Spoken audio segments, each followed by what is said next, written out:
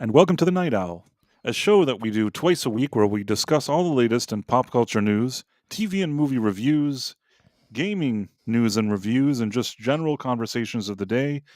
For those who don't already know, I'm Price of Reason, and with me as always is my co-host, Professor R2. How's it going, Professor? Well, I'm doing all right. Got some tough news today about some family that was that died suddenly. Not anyone we are particularly close to, but it makes for kind of a messy evening when you gotta talk to family and figure out how you're gonna manage all that stuff. So you know, I've had better days, but I've certainly had worse ones as well. So it just makes things complicated, makes things a little strange when you think about it. So yeah, I'm doing all right. Yeah, especially given the circumstances. But I'm happy to be here with you, Price. Well, we're happy that you're here. I'm happy that you're here. I don't know who the we is because it's you and me, but I'm happy that you're here. And also sorry to hear about, stuff going on. But Yeah. Well, that's life, right? it There's is. always those kind of things you got to deal with, and best you can do is just to take care of the ones you love, and be with them when you can. So, yep. I think that's some good advice. And yeah, I guess we can do our show. Yeah, yeah. What I mean, man, there's just so much stuff going on. We got the tariff madness continues. Right. Uh, it's just like Yeah. I think that what's going on is that he seemed to have zeroed in on China. Like he suddenly backtracked or Yeah. gave different like pauses and things for everybody, not China. And now China's like, well, we raised the tariffs and we raised the tariffs. And the question is like, what do we make out of all of this? What's your opinion on it? Well, we talked about it some on Tuesday. And we were talking about putting all of these things in place. What was funny is that you'll remember that one of the guys we were talking about, one of the things he was saying was, well, maybe a pause would be, a good idea. Like everyone knows we're serious about tariffs now. Maybe we pause it a little bit to kind of back off of some of this, let the markets recover a little bit, let some of these companies, not companies, countries, come to the table and start, negotiating. And that's exactly what happened. Yeah, yeah. We talked about it here on this very, very Yeah, I think Trump was listening. Someone in the White House, listens to the Night Owl. They saw us, on Rumble, and we they did. tuned in for a bit, and they thought, yeah, that does sound reasonable. I That's bet maybe you I some bet probably like Baron Trump listens to this show. He's like, that's what Baron Trump is could doing be. now. He's watching the Night Owl for sure. Yeah, totally. He's hanging out watching the Night Owl. Maybe Don Tuning in. Jr. Maybe Don Jr. as well. Could be, This could be. seems like it would be up his alley. But yeah, so they, Trump, economic people decided to start a pause on most of the tariffs for 90 days. And honestly, I think again, I think that's probably a good idea. It's going to give a bunch of countries an opportunity to, they don't have to rearrange things and figure out how, businesses that are buying from them don't have to figure out how all these tariffs are going to work. And then, have to change things again after they make a deal, right? You're going to take a few months. 90 days is what they've said for most of the countries. 90 days for them to step back and start discussions. And it sounds like quite a few countries, at least, I mean, if you listen to what the White House has to say, that quite a few countries are already stepping up and saying, yeah, let's start having conversations. It sounds like perhaps I think it's Vietnam that's been looking for like a zero kind of thing. It sounds like now maybe Taiwan is also discussing a 0% collaborative thing between both countries. I and Obviously China has been the real standout here, right? Yeah. There's just the constant back and forth of, Yeah. It's just kind of ridiculous at this point. well, we're gonna make it a 64% tariff. Okay, we're gonna make it an 84%. Well, we're gonna make it But how long do you think 124% there's only so much that this can go on? I wonder. How do you see this playing out? Uh, I think eventually, I think it's already been kind of signaled by some people in the Chinese government in the ruling party there that they're willing to actually negotiate. It didn't come from their leader she basically said, no, we're gonna fight to the end. But then there were some lower level people, some other functionaries in the government that basically said like, well, maybe not. Maybe we'll talk. Right. So my guess is, I mean, I honestly I think in this kind of situation, China's going to suffer a lot more than we are. And they really depend on selling their product out and out to other countries in order to maintain the levels that they have of all the industrial work and everything. I not saying not going to hurt here in the US, probably going to drive some prices up for certain things, depending on how long this goes. But I also think that in a lot of places, there's an opportunity for us to find new trading partners, or for businesses to find, other trading partners that are going to be offering more,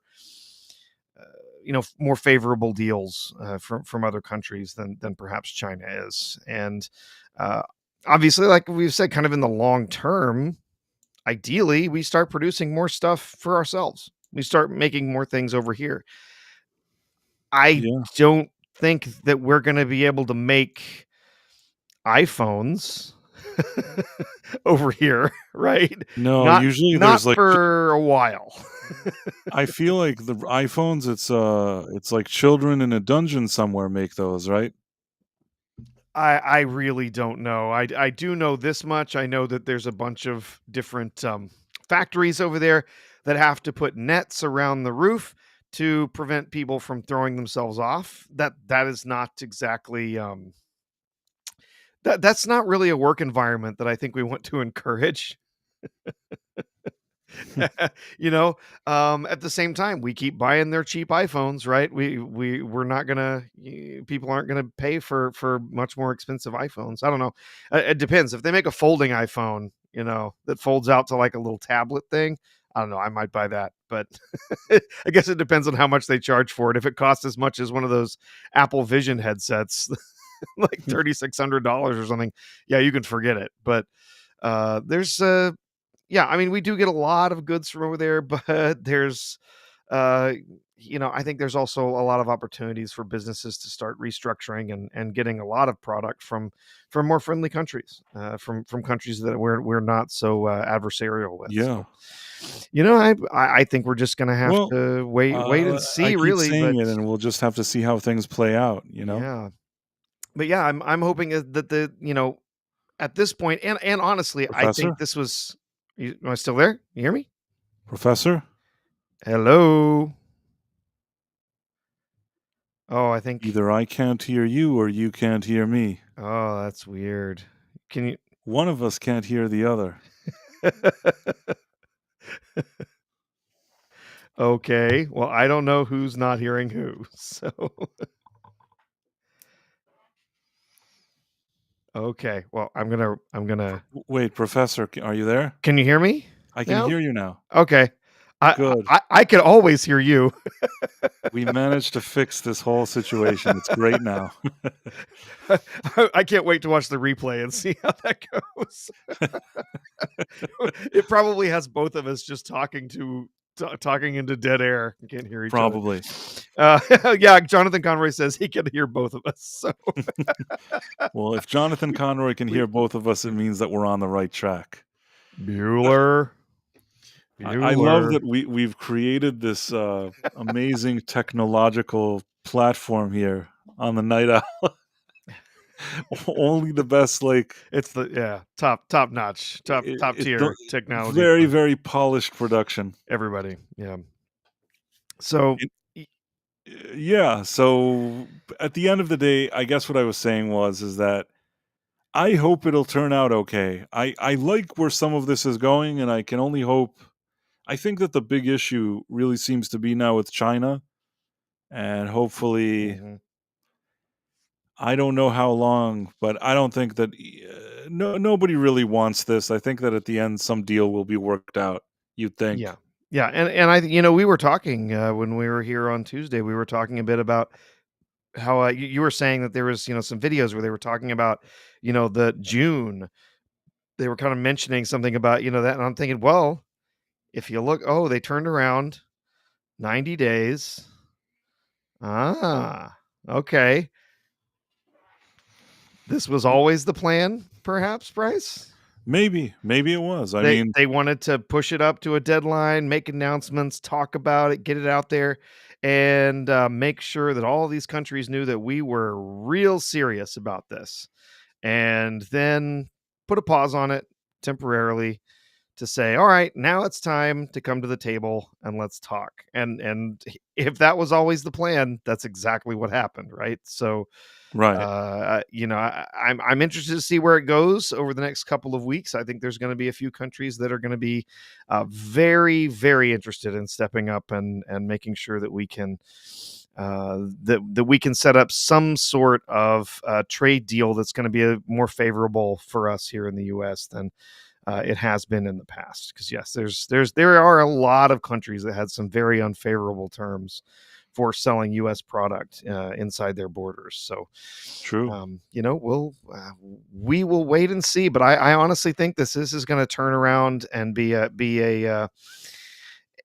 a pretty sincere, pretty obvious victory for Trump in a lot of ways pretty soon. Of course, there's going to be 35-40% of the population that will never admit that Trump might have been right about something. But I think there's going to be a lot of other people who are going to be willing to recognize that, yeah, maybe this was something that needed to happen. We did need to have some realignment in trade. So yeah, it's a you know, as the old Chinese curse says, may you live in interesting times, right? Very Yeah, interesting times. yeah, and I think that a lot of the ideas that there's been an imbalance created and that things aren't fair. I said it also the other day. I agree with Trump in his general sentiment. I don't think that Trump is saying something that's not true. I hope that his you know, tactics will be successful. Until now, I think that it's been going relatively okay on the surface, and I hope it'll continue. That's all I can do. Yeah. It's definitely, you know, it's been hell on the markets, right? But For sure. I don't if in fact he's successful with these negotiations, then that's really going to get the markets back and moving, right?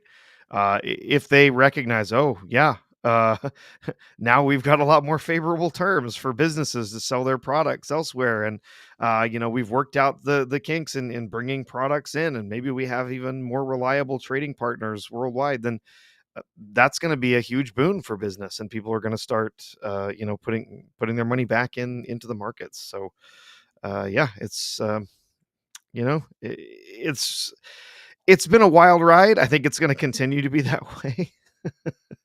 But hopefully, sooner rather than later, we're gonna see some of this tariff stuff start to even out, and then Trump will do something else crazy to get us all talking about it again.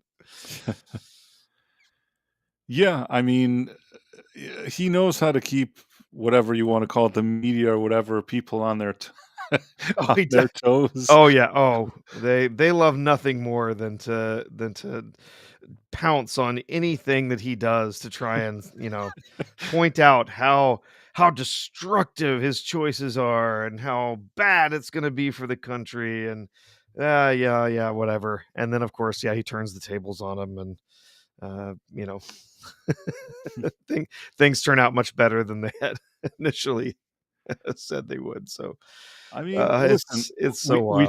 we tried the other way. We did that for 4 years, and it wasn't really doing great. Oh, goodness. Yeah. And I'm just saying, even in the most kind of objective way, you try something for a while, it's not working. it's worth it to try something else. Like, we've said before, his moves are like, more kind of bold, but maybe there's a logic to them, and this will really be something to follow, like in the next, like you said, next few weeks. Really see how this plays out.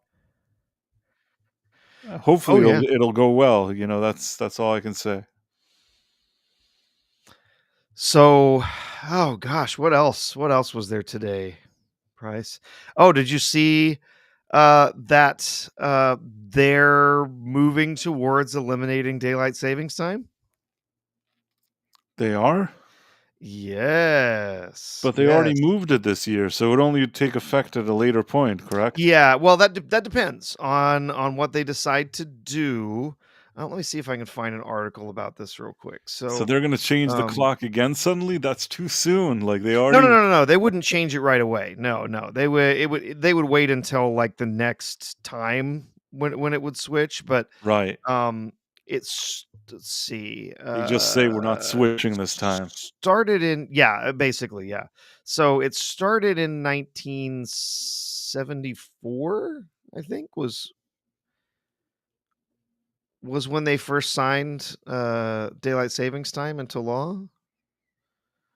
Um, and then the GOP and the Democrats kind of came together on a vote. I can't find an article on it. That's the only thing they can agree upon. Yeah, that's it. The only thing they can agree upon is that they want to get more sleep. Some or want to wake up earlier. I'm not sure which yet. So, uh, What happens? What happens if there's no daylight saving? Realistically, what happens then? so it depends. We got a super chat from the dead man. Okay, let me look at it for a second. Yeah. Give me 1 second. I Um, was totally so caught up. it would depend on what they decided to do, whether they decided to make standard time permanent or whether they decided to make the daylight savings time permanent. So, uh, one thing that a lot of people can agree on is that they want the roller coaster to stop, right? Every year, when daylight savings time comes around, and when we go through that switch and we uh, fall back, or no, not when fall back, when you spring forward, right? When we lose an hour of sleep, there is a well documented effect that it drives up on the job accidents. It drives up fatal car accidents, strokes, heart attacks, all kinds of other things that happen, that are, actual like things that really affect your health. So, Ryzen in the chat said, oh no, Cosgrove in the chat said, farmers need to buy floodlights. That's it. Here's the funny thing: farmers don't care. The whole idea that daylight savings time is there for farmers is so outdated. It's ridiculous. Farmers don't care. Farmers are up before the sun rises and they're still out there working after the sun sets. It doesn't really matter to them. They're out driving around on their combines or out feeding cattle or whatever. They really don't care about daylight savings time because they're going to be up earlier and stay up later no matter what. And many of them, like especially if you look at like the bigger farmers with larger farms and stuff where they've got big, they've got to go out there and stay out all night harvesting crops and stuff. They've got really really advanced technology in those combines and harvesters and stuff they can go out there and use that practically drives a tractor for them. So it's the whole like staying up later or changing the times so that there's more sunlight for farmers. It's just nonsense. But they're not going to change like the gap between California and New York, right? Because Oh that no, would be no, no! It would not get rid of time zones. No, right. So it's time just zones kind of, stay. yeah. So it's just like a minor sort of Yeah. I guess it doesn't really matter that much. Yeah. For me, like, it's been that way my whole life, so I kind of think, "Oh, it's probably good," but there's no reason really for me to think that, just that I'm used to it. Well, what it generally does is it means that you get more daylight hours. And so depending on what we decided to stick to, if I'm remembering this correctly, and I'm sure I'll end up getting it backwards. If you stick with standard time, you would have light more in the early part of the day for more of the year. So like when it's when it's winter time, you would have more light in the morning versus changing. And then if you switch and you stayed permanently on daylight savings time, you would have more light in the evenings for more of the year. Um, a lot of people say, "Well, I want to have some sunlight so when I get home from work, I can go out and do stuff." Personally, I want to not to have to drive to work in the dark in the morning, and I want my kids to not have to wait for the bus in the dark in the morning. That's fair Right? enough. That to me, that's more important, having a little bit less for part of the year, having a little bit less daylight after, in the evenings, it doesn't really change as much for me, but I'm sure everyone uh, has their own things that they would prefer. So either way, somebody's probably going to be mad. But let's see. There Let me was the look. voter ID. Oh yeah. Well, I was trying to find an article here that talks about the daylight savings time thing. So here, Oh, okay, sorry, no, no, it's okay. I I was surprised. Like I know I read an article earlier today, but I was having trouble finding one to share. So this. Oh, come on. Nope. It's not letting me okay, there we go. There we go. Oh, you'll have to well, no, is it not sharing? Oh, you're sharing your you're sharing your okay. screen, so, let's get that super chat before we move over to the article. Oh, we showed it, but we didn't get Showed it, to but it. we didn't read it, yeah. That is a good call, Professor. Professor's on top of his game. Okay, the dead man, treachery, faith, and the great river. Here, I did a Yes, like. that would be a Deep Space Nine reference. Dead man knows I love Deep Space Nine. So, Treachery, Faith of the Great River, that's a reference to, the Ferengi. Yes. I watched Deep Space Nine, but I didn't immediately get this one. Yeah, yeah, there's specifically an episode where they deal with the Great River where Nog is trading things back and forth with different people to get different favors and work different things out so that he keeps telling Jake that he needs to trust he needs to have faith in the great river of commerce and how all these things are going to change. I now vaguely remember this. Yes, I feel like Deep Space Nine is probably a show you need to watch at least twice. And Oh, I yes. saw it once, and I feel like I remember the general things like big episodes and Yeah. serious things that happened, but there's plenty that probably I would have to either see a clip first or something to kind of jog my memory in some cases. Oh yeah, I have watched it many times. As I've said, it is my favorite of the Star Trek series from the '90s. I enjoy all of them, and yeah, I even like Enterprise to some extent. I do not hate Enterprise. I like Enterprise. Uh, I'm not ashamed to admit it. yeah, I think Enterprise is a great show, and I really like it. I know you do. I know you do. My least favorite is Voyager, and even it had some episodes that were redeemable, but for the And we most have part, that in common, and we have that in yeah, common. And by the way, even though I like Enterprise, it's not that I don't recognize the greatness of The Next Generation and of Deep yeah. Space Nine. I'm with you on Voyager. Voyager, like all the other series, I watched every episode of at least once.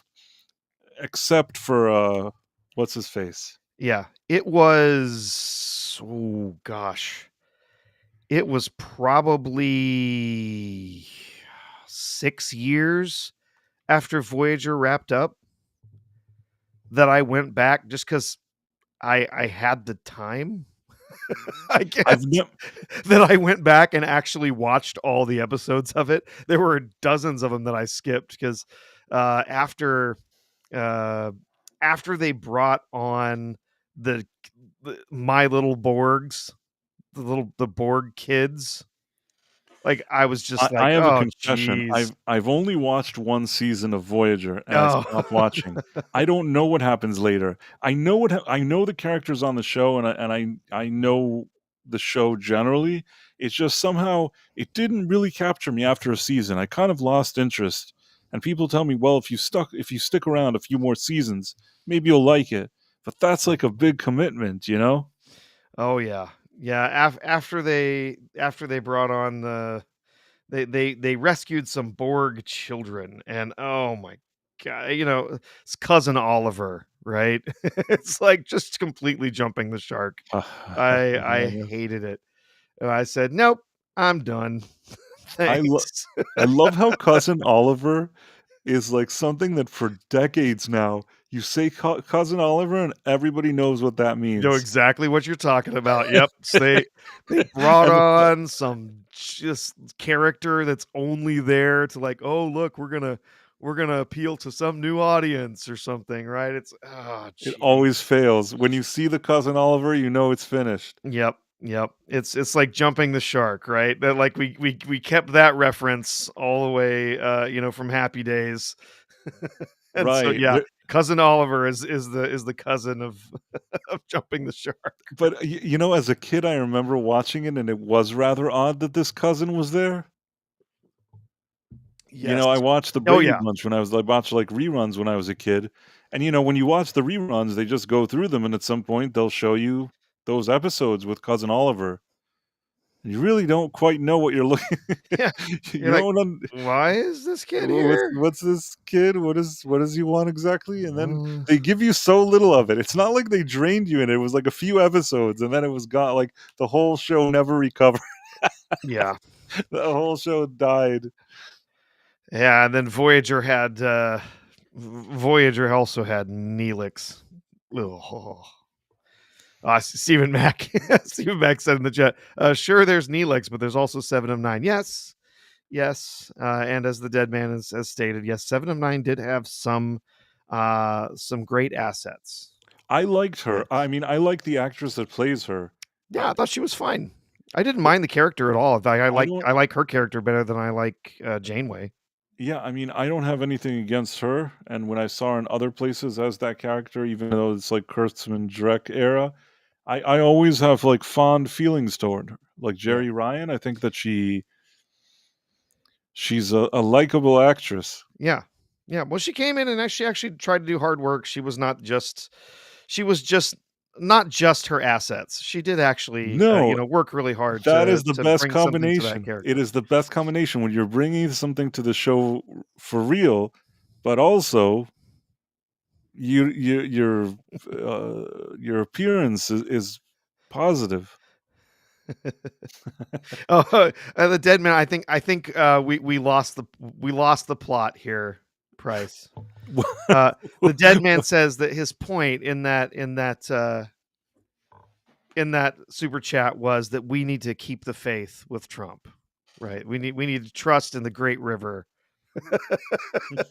I that, see. that Trump is sailing the great river of tariffs. Listen, I'm hopeful. I'm hopeful that that's true. I come with a very positive attitude. That's what I want to happen. Yes. I'm not in here with a bad vibe. I'm sort of a person. I observe a lot of things, and I don't get excited about stuff. But at the same time, it looks until now like it's sort of heading in an okay direction. Let's hope it continues. Yeah. Yeah. That's the kind of guy I am. But yeah, we trust the process. We trust the process. It's Yep. all good. Yep. No, How I do we I, get to I cousin? genuinely think that they have an idea of what what they're headed for. Trump and his economic advisors, they've got an idea of where they're going. They've got an idea of what countries are willing to come to the table and negotiate, and they're going to be continuing to work, towards that. So yeah, we were talking about next thing. I was talking How about did we the get to Cousin Oliver? Remind me, how does oh, how did we get we started talking about Star Trek, and Oh, right, we right, started and talking about Voyager, and I stopped watching Voyager because the kids, it they felt like cousin Cousin Olivered Oliver. the Yeah, okay. show with the I My got Baby you. Borgs or whatever. Yeah, It it all was makes bad. sense now. Yeah. It's not so strange that we jumped from that topic to that topic when you think about it. Oh, Dead Man. What happened? It's Faith of the Heart, he Faith of the says. Heart. Yeah, that was, Faith of the Heart is it's such an odd choice for a song. It's I an feel like awful choice. Enterprise probably would have been a more successful show.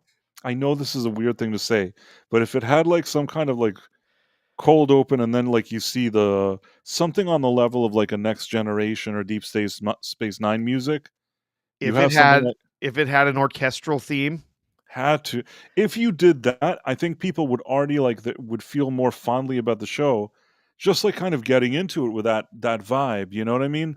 And I 200% agree with you, Bryce. If they had just given up on that on that song and had an actual Star Trek theme, had a theme like, I don't particularly like Voyager as a show. I think it might have the best theme song that they wrote orchestrally. I really do like that theme song. It's a lovely piece. If they had just given up on Right. that song after so many people hated it and just put a regular old orchestral theme over the top of the show instead, it would have done so much better. It really hurt the show because I don't know why, but some kind of, like, orchestral theme really needs to be there to bring you into the atmosphere of what you're watching. Yeah. For me, really like The Next Generation. I really liked the Next Generation, uh, melody and, the Yeah. orchestral Yeah, and that was the ver same theme that was written for, the original the motion original picture. motion picture, Yeah. yeah. Yeah, It's so they changed some of the, orchestration of it, but it Right, was it's not a still one for the one, same but you song. Yeah. it's not a one for one, but you could really tell that there's something similar. I think if I'm not mistaken, one of the Next Generation movies has something that sounds a bit like Deep Space Nine. Am I right? Yeah, there's some a little, very similar, Something it maybe instrumentation again, and stuff. not one for one, but something that's reminiscent. Yeah, yeah. Well, But of course, anything most of those really Next Generation movies were you awful. know what? I didn't hate them. I didn't hate No, them. I never the only one that I hated was the last one. The one with Tom Hardy Yes. yeah, Yes, I couldn't stand that movie. The rest of and it the The Borg Queen or whatever, was that in see, that I one or like that one. I still defend that one. I The really Bo do no, enjoy no, that I one, but the Borg Queen was the 3rd one, correct? that was the second one. 2nd So, one. yeah, Generations was the first, First Contact was the second one, Insurrection was the third one, where they go to, like, the Fountain of Youth planet, Okay, yeah. and Oh, they yeah, I talk remember about now. the ladies talk about having perkier breasts, and the Yes, guys yes, get zits on their faces. Yeah, yes. it's Which awful. one which one was which one was that one? Was that one the 3rd one? That was Insurrection, that was the third one. Yeah. And then the 4th one was Tom Hardy. What else happens in the Tom Hardy one? Is Oh, the one geez. I Yeah, remember the the least. Tom Hardy is a clone of Picard that was a project the Romulans were doing, and then they abandoned him instead of just, like, getting rid of him, they threw him in a mine, uh, for some reason. Instead of Something, yeah. vaporizing him. I It's weird. It's such a strange plot, and it makes so little sense. But yeah. Wow, we really went off the reservation this Well, completely. I don't know how we got here. People are probably thinking to themselves, "What are these guys talking What? about now?" Huh? We never promised we wouldn't talk about Oh, Star Trek. no, We never promised that. you can never, ever count out talking about Star Trek when I'm around. Right, I I mean, the will Star talk Trek about it anytime anytime I have the chance. I love Star Trek. Right, right. Uh, We completely did go in a different direction yep. here. How did we remind? Remind me how we Super got to this. chats and everything. It's just we're responding to chat and everything's just falling apart. Okay, daylight savings time. You think the farmers don't even care what No, hour they it don't. is? They don't give They don't one give. crap whether we change times or not. They're getting up earlier than we are. They're going to bed later than we are. They're staying up harvesting crops after dark. They're getting up feeding animals before the sun comes up. They it's literally has nothing to do with farmers. Um, so What was Dead Man Super Chat again? I forgot completely. treachery, faith, and the Great River. Ah, okay, Yes, okay. yeah, that's what he was Good, talking about. good. Thanks, the Dead Man. Which just sent us down, hey, we gotta fill the show up with Th- something, right? this this is the most anybody's got out of a super chat ever. Congratulations, the dead man. Congratulations, Dead Man. I don't know how we went all over the place with this. Like Oh. the entire stream was dominated by it. What other thing? There was voter ID. Yeah, there's the voter ID stuff. Actually, So- go ahead and share. Let's finish up talking about the time switch thing here. Oh, okay. Sorry. So yeah, no, that's fine. I did finally find an article. So The this time one switch was is back. yeah, yeah. So it's kind of funny. If for only 90 minutes, Republicans and Democrats found an issue on Thursday that did not involve President Trump or divide them predictably along party lines. So it talks about how the Senate committee was holding a hearing on daylight savings time and standard time split. And so they were they were sort of arguing over which would you go with, right? So that was their concerns. So I like how they put this in this article. It says, would they fret about eliminating golfers' late day tee times and daylight savings were eliminated, or are they more worried about school kids walking to bus stops in the dark if daylight savings were year round? So I think I got it right. I got it right, Price. If we Yeah. stay if we stayed with daylight savings time, there would be more sunlight in the evenings for most of the year, and it would be darker in the mornings during some parts of the year. And if we did the other way around, there would be more sunlight in the morning for most of the year, and then less in the evenings. So, yeah, like I said, personally, I think the sunlight in the morning is way more important. I think just for regulating our rhythms, right? and Yeah. and making sure, like I said here, like school kids need to get to the bus stop. I don't want them having to stand outside in the dark waiting for a bus. Um, so they said, during the Ted Cruz, who was the chairman, said almost everyone agrees that changing the clock twice a year doesn't make sense. Remember when we were kids and Oh if yeah, you woke up and it was dark, that would be like strange. oh yeah, yeah. You're getting up and it's dark outside. It's so weird. Yeah. Let's say you were doing something with your family, maybe you were leaving for a trip or something and they woke you up and it was dark. As a kid, that's like surprising because you didn't even know that was a possibility. Yeah. Yep. It's bizarre to get up when the sun is not up yet. Now it's more standard, but I'm just saying that when you were a kid, Oh wasn't yeah. it a surprise suddenly? You're like, Yeah. wow, it's night, but now I'm up. Uh, true. So yeah, here it says, there's widespread agreement on locking the clock, but where do we lock it? The reason we're holding those hearings is, to actually hear from people about why should we do one or the other. We got to, I guess they heard from Jay Karen, the CEO of the National Golf Course Owners Association. They're worried that if we don't stick with daylight savings time, that too many people will not be able to golf after work. So I get that's one take. There's other we saying, oh well, we sympathize with people with sleep related arguments, but we believe the counterweight of outside activity is the latter. Oh, what, most people can't get out and have outside activity in the morning. I know a lot of people that get up and jog first thing in the morning, right? Just because they're not on golf courses before work doesn't mean they're not getting outdoor activity. But they represent a business. They've got to be out there, talking about what they need.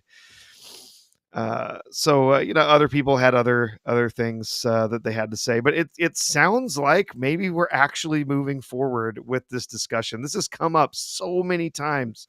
It seems like every 2, 3, 4 years, somebody starts talking about, hey, let's get rid of daylight savings time. Why don't we do it? And then they talk about it for a while and then it goes nowhere. But I don't know. Maybe finally we're getting some people to have some sort of actual discussion and move forward with this idea. Uh, Empress in him says golf is dying anyway with the boomers. I mean, honestly, you're not wrong. My son actually was kind of interested in doing golf, but the reality was, like, if he did golf as a sport in high school, that would be his whole freaking life. That's the only way. Because, I have to go out and practice is 3 and 4 hours. It's multiple times a week. There's no time to be on any other clubs or to, compete in any other sports.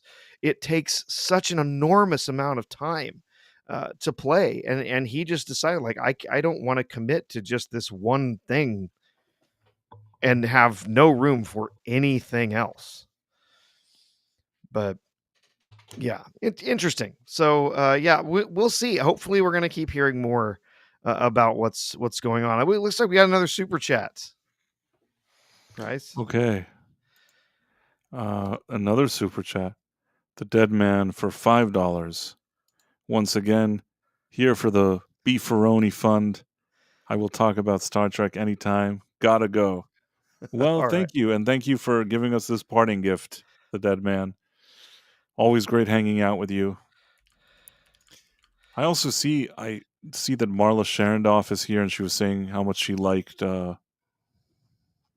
Enterprise. I think that's what she was writing, but somehow now I can't find her comment. Let's see. First love, Star Trek Enterprise. Next love, Star Trek Next Generation. No love, Snow White 2025. Yeah, no, that was bad. But why Oh, doesn't she appear on our list? It's just kind of I don't know. depressing. I don't see her here, Don't know. Interesting. like in our internal list. But Yeah, I can see it on the YouTube chat, but it's not showing up in the right, really uh strange. But on this side in the green room. we'll try That's to pay strange. attention to everything, of course. Yep. Yeah, so thanks, the Dead Man. You really introduced some interesting things to discuss here in this one. Let's go back. We were talking about the daylight savings, and now we Yeah, can and talk then about the you mentioned something about the voter ID. voter ID. Yeah. Yes, because there was a bill that was passed today, the Save Act, I think, Okay. where they now you need ID to vote. Something wasn't there a bill like this that passed? Oh gosh, I had not seen a story about this today. So, if you want to find something, there's something else that somebody mentioned. Um, Marks 47 asked in the chat on a semi-related note, have we stopped making the penny yet? No, they have not stopped making the penny. Honestly, it brings up a bit of a problem. Right now, if I remember, I think the numbers are that pennies cost around 3.5 cents to make. So it seems rather strange that we're going to spend 3.5 cents to make a penny, which is a value of 1 cent. Uh, there's more than a few coins that have a value significantly lower as far as production costs, significantly lower. Like quarters, I think only cost about half that. Same with nickel or not nickels, dimes. But I did read an article that was interesting about how apparently if you get rid of pennies, which cost around uh 3.5 cents, a little more, then you have a problem because then you're going to be relying on a lot of nickels, and nickels also cost about 4 cents more to produce than they're worth. So what do you do about that? you know because there's now going to be need to be more nickels in circulation with fewer pennies. So it kind of creates this whole mess after you get rid of the penny. Now what do you do? Because the nickels cost more. Well, And maybe people stop charging in pennies. They just say like if it's 5 or 0, and that's it. yeah, well, I guess, but that would mean you have to have more nickels. Oh, I see what you're saying. And the nickels also cost like 4 cents more than the face value to manufacture. So, right now, what the Treasury essentially says about this whole idea is that, well, it's kind of a wash, because yes, some of the right now, some of the coins cost more to manufacture than their face value, but others cost less than their face value, and so it just sort of evens out, right? I I don't know. see. Well, I don't think that Trump can actually decide and put something through by himself. I think it probably will require something, to direct the Treasury to change those things, but I don't know. I don't know when that would happen. But yeah, uh, it's an interesting conundrum. Yeah. So what do we have here, Price? House passes bill Oh, to yeah. require proof of I'm trying to citizenship. share Okay. it. Hold on. Did I share it or not? Yeah, I Oh, can see yeah, it. okay. House passes bill to require proof of citizenship to vote in federal elections. So this happened today, and then, I guess some people are upset about it. It's a usual thing that we've been hearing that when you say, "Oh, people need to vote with ID," and they're like, "Oh, do you understand how what a hassle it is for some people?" You know? And I guess this one warning that the measure could make it challenging for women who change their last names after getting married. What? What? This sounds like nonsense. They The f already have to go through all kinds of documentation changes after they get married. They have to go and, like, change their name with the Social Security Administration and stuff like that, or, they could just, if they're worried about that, if that's just such a hardship for them, they could just not change their name. There's plenty of women who do that too. The whole argument against voter ID is so foolish. "Oh, it's too hard. Oh, people can't get it." Okay, you know what? I understand you've got a side to defend for some reason, but your arguments are nonsense. Um, the uh, voter ID is already You need to walk around with your ID. It's y like, I don't even understand, like, why there's even an, issue here. You know what I mean? Like, sure. if you buy beer, you need to show it. If you go into certain places, you have to show it. People multiples times a day may say, "Hey, I need to see your ID." When you need to enter somewhere, you need to enter a building, you have a meeting somewhere.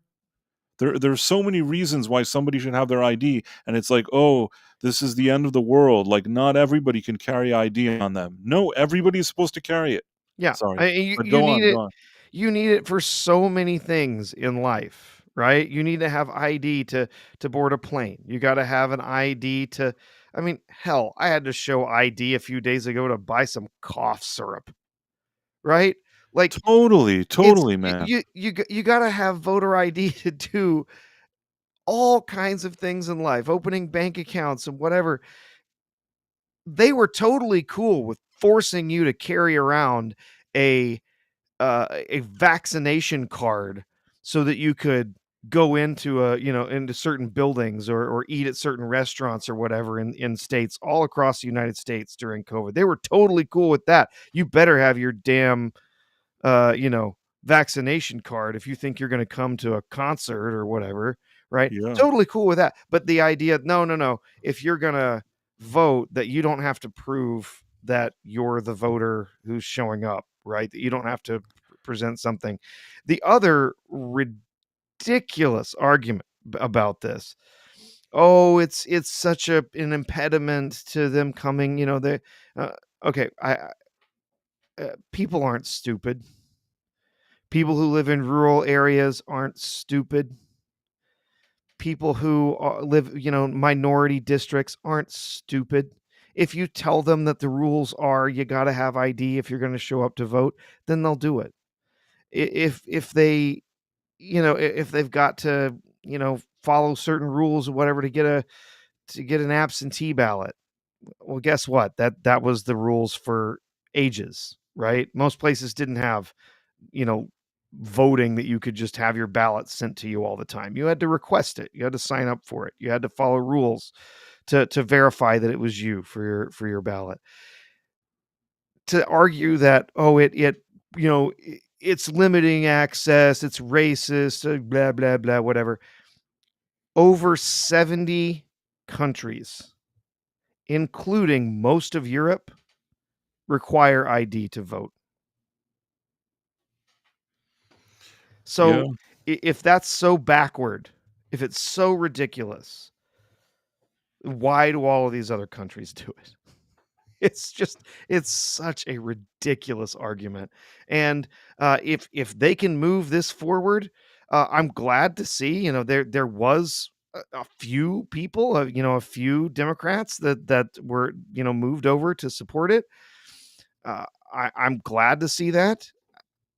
If they can move it through the Senate, I think it's going to die in the Senate because the Democrats in the Senate are dead set on not letting anything pass unless they absolutely have to, like budgets.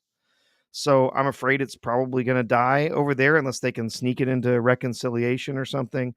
But it's it Is it is because of the rhinos? Why would it not pass? well, yes, in the Senate. So in order for anything to move You need forward, two it needs thirds or something, you right? need you need 2/3. So that's never going to It can't happen. move forward with 50. It has to move forward with 60. So even though there's a majority, unless there was something that happened, with some sort of reconciliation, it would not get through, cloture. So yeah, it would have to have 60, and that means they would have to have Democrats, and they're doing a pretty solid job of holding all the Democrats to account over there, and making sure that they do not support anything. Of course, they also have a miserable record as far as approval is going right now. So I don't think that the oppose everything at all costs approach is really working all that well for the Democrats at the moment. But yeah, this is I don't think it should only be I don't think it should only be for federal elections. I think every state should have rules for voter ID. I've lived in But two I states that required voter ID, and it's never been a problem. Wh- but When you when my you make que- sure the rules are known, people show up and they're prepared. Right? It's just silly. my question is though, he's doing it now as an executive order, but the concern is that he won't be here next term. There will be somebody else, and that person can say, "Well, I don't believe in any of this stuff." Is that Yeah. that's really Well, the well, issue, right? yeah. I mean, this needs to be something. If it's going to really change the laws, it's going to have to pass legislatively, right? If it's going to be something that sticks, if it's going to be something that's going to be, uh, you know, if it's going to be something that's not going to be slapped down by a court or something like that, it's going to have to be something that's passed legislatively. And at the moment, I don't see that happening just because of the makeup in the Senate. But they're gonna die on this hill. The Democrats are gonna die on the hill that somehow requiring people to identify themselves at a voting place is racist. it's it's laughably dumb, but they're gonna do it. Right. It's a stupid excuse. I mean, at least if they could have come up with something better. Yeah, there is no genuine excuse. It's just one more thing for them to argue about, one more thing for them to hold up and try to claim is all about racism, or it's about misogyny, or it's about this or that or whatever, when really all it's about is securing elections and making those elections more trustworthy, making sure that people have faith that those elections are being handled properly. It's just ridiculous to argue anything else. I agree. I hope that they manage to make this a law at some point because I've never had an issue with this. It seems so obvious. And anybody that thinks this is a bad idea probably has a strange, like, ulterior motive. Like, nobody that objectively looks at this could really feel this way. Well, it's very much the same when it comes to other things that the Democratic Party has supported for a long time when it comes to voting. There have been numerous lawsuits, and the Democrats have supported numerous measures that would prevent states from cleaning up their voter rolls. So there's rules in most states that say, okay, well, after this person has not voted in a certain number of elections, then they get dropped from the voter rolls. And that has a very simple reason for that. They've either moved and didn't register somewhere else. So, if that didn't happen, then their names didn't get taken off the rolls, whatever, or they died. And so those people should not be on the voter rolls. The states have rules and they should be allowed to clear those rolls. But yet, every time that happens, a bunch of Democrats step up, a bunch of other radicals step up and say, oh, you're just trying to disenfranchise people. You're trying to shut down and remove people from the rolls that are legitimate voters.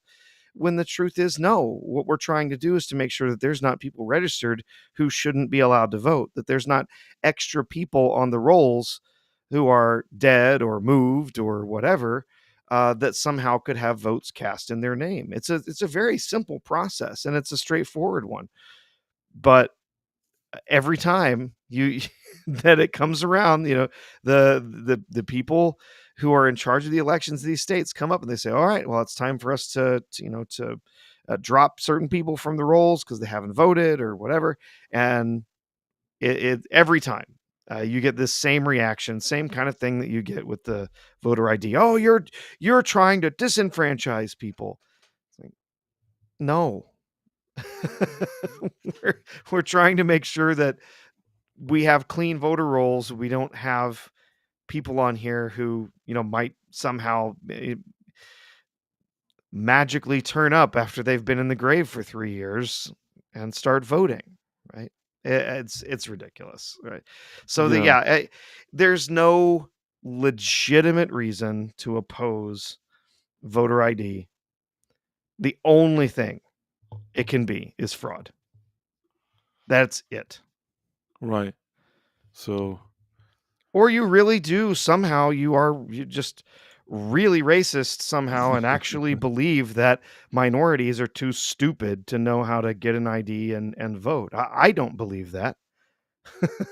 I certainly don't believe that. I think they're fine. And I would fully support a state that says, hey, we need, people have to have IDs and it's too hard to get them or whatever, the people, not everyone has a driver's license, whatever. Okay, fine. I fully support every state offering an ID card to anyone, not a driver's license, but an ID card to anyone living in that state for free. They're not that expensive did and you they see can this afford it. Yeah, did what? you see this quote? No. So, my Republican colleagues crafted and passed one of the most damaging voter suppression bills in modern history. There's no doubt that women, military members, and people of color will be disproportionately impacted. Okay, so women and military members and people of color, according to Why? Representative They didn't have an Joe. ID? They don't have an ID? I bet you that all the people that they just mentioned, when they go to, like, get carded at a club, or they have to, like, buy some beer or some cigarettes. I say this about myself too. You have to show your card. You can't, there are certain things that happen that you have to show. You wanna tell me that all these people, they don't do any of that? They do none of it. They never needed an ID. Do you get what I'm saying? Like, Well, they were here's okay, military members were okay walking around without IDs, and here's the really women. funny thing, Price.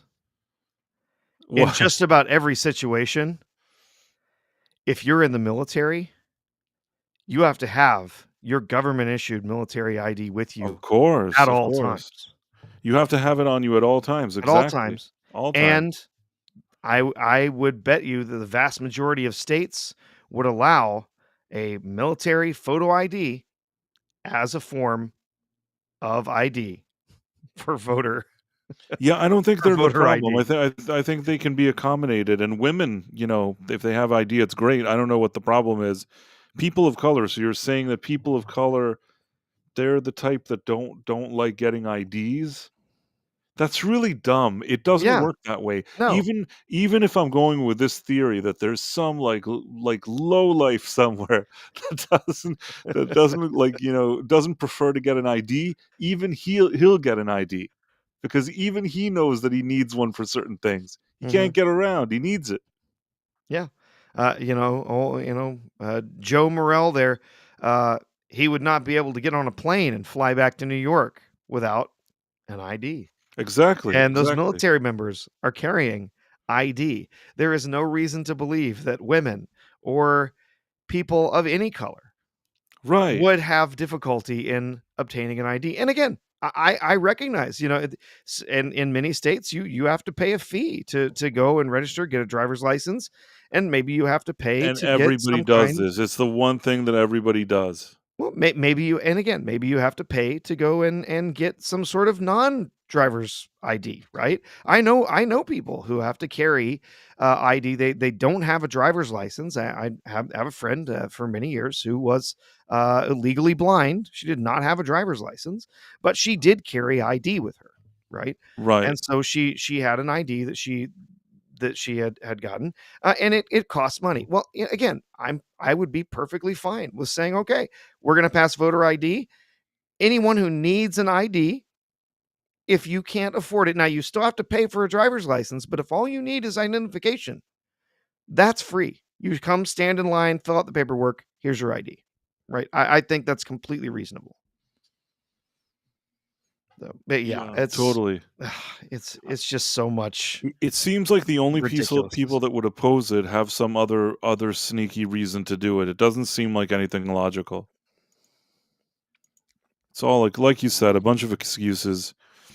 Let's look what else. So we had Trump China tariff war. We talked about that, I think, right? Yeah, oh yeah, yeah. The Then tariffs continue. The roller coaster ride that is the stock market right. continues.